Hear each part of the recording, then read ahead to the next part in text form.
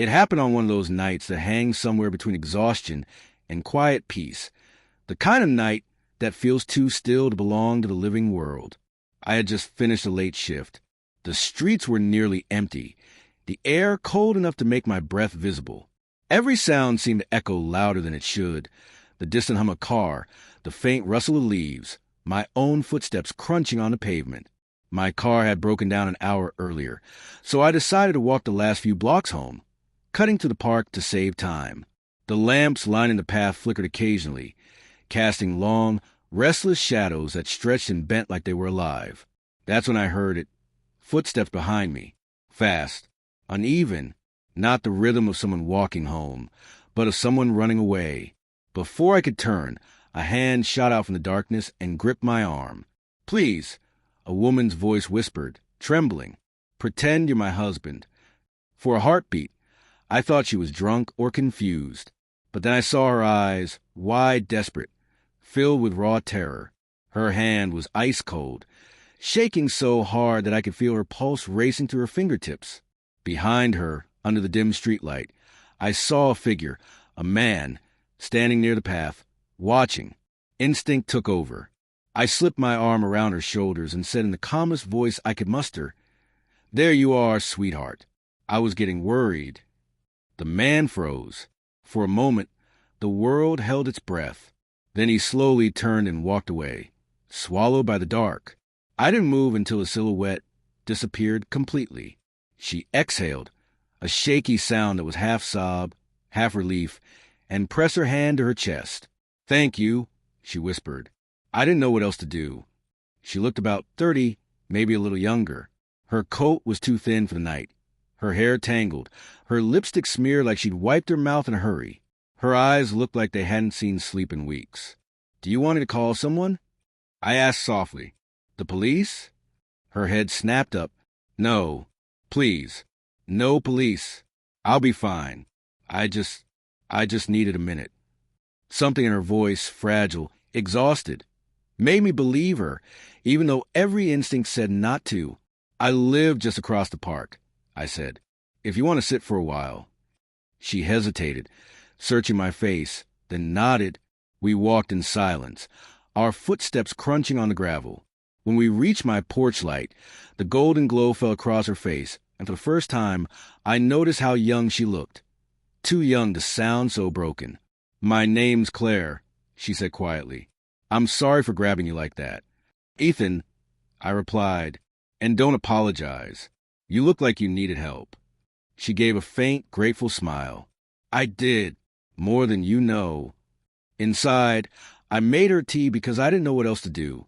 She sat on the edge of the couch, fingers wrapped around the cup, staring at the rising steam as if it held all her answers. When she spoke again, it was in fragments. An argument, a car that wouldn't start, a man who wouldn't take no for an answer. The story didn't come out in order, but the fear in her voice made it real enough. By the time she finished, it was past 3 a.m. She stood to leave, insisting she call a cab. I walked her to the door. She paused there, turned to look at me with soft, searching eyes. "Most people wouldn't have helped," she said quietly. I shrugged. "Anyone would have." She smiled, sad and knowing. "You'd be surprised."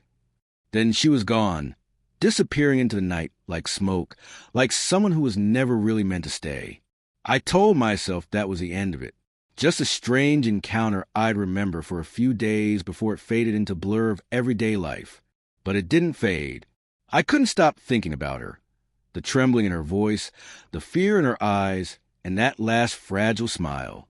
And then, a week later, I saw her again. It was in the grocery store, under the pale buzz of fluorescent lights. She was standing in the fruit aisle, a basket in her hand. When she saw me, her eyes widened for a moment, then softened into a small, almost relieved smile.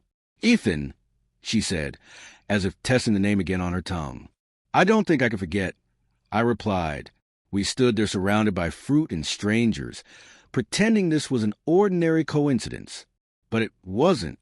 She looked calmer now, but there was still a tension behind her posture, like she was always ready to run.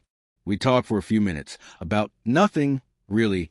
Small talk, That meant less than it sounded. Then she said, I owe you coffee. It's the least I can do for that night. I wanted to say no, to keep it simple, to let her go, but something about the way she said it made it impossible to refuse. The next morning, we met at a little cafe by the river. She wore a gray sweater, her hair pulled back. No trace of the fear I remembered, though her smile carried the faint ache of someone still healing. She told me she worked part-time in an art studio, that she used to paint but hadn't picked up a brush in months. Too many distractions, she said with a half-laugh. But her eyes dimmed when she said it. Distractions? I asked gently. She hesitated. Marriage. It's complicated. I didn't press, but the silence that followed felt heavy enough to speak for her.